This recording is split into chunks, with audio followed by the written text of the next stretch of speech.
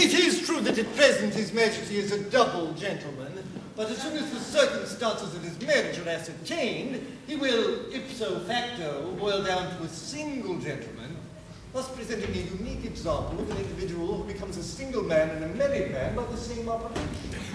I have known instances in which the characteristics of both conditions existed concurrently in the same individual. No, he couldn't have been a Plaza Toro. Oh, couldn't he, though?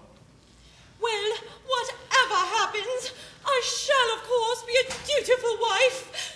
But I can never love my husband. Oh, I don't know. It's extraordinary what unprepossessing people one can love if one gives one's mind to it. I loved your father. My love, that remark is a little hard, I think. Rather cruel, perhaps. Somewhat uncalled for, I venture to believe. It was very difficult, my dear, but I said to myself, that man is a duke, and I will love him. Several of my relations bet me I couldn't, but I did, desperately.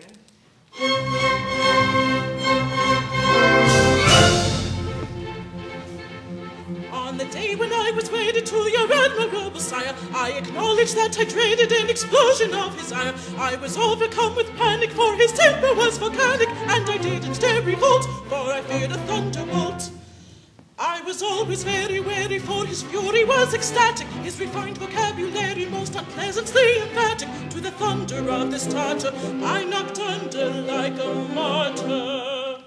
When intently he was fuming, I was gently unassuming.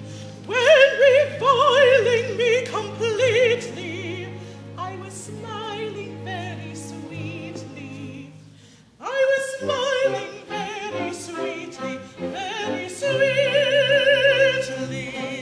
giving him the very best and getting back the very worst. That is how I tried to tame your great progenitor at first.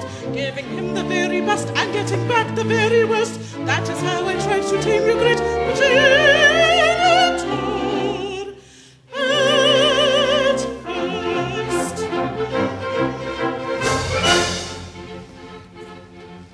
But I found the reliance on my threatening appearance, and a resolute defiance of marital interference, and a gentle intimation of my firm determination to see what I could do to be wife and husband too.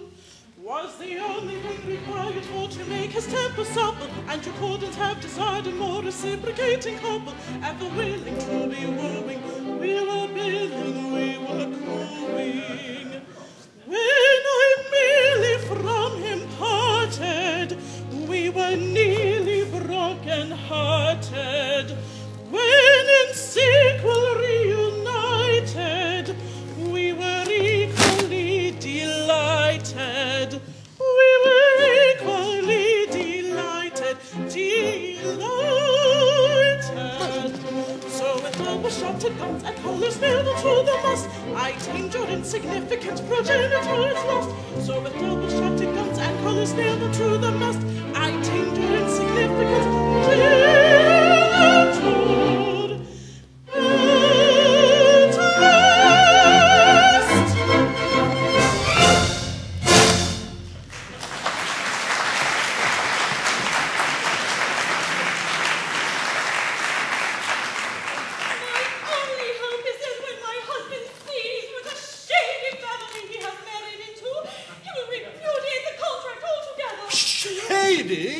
A nobleman shady who is blazing in the luster of unaccustomed pocket money.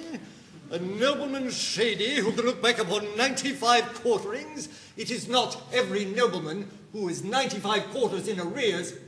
Who can look back upon 95 of them. And this, just as I have been floated at a premium, oh fie. But surely your Majesty is unaware that directly your Majesty's father came before the public, he was applied for over and over again. My dear, Her Majesty's father was in the habit of being applied for over and over again, and very urgently applied for too.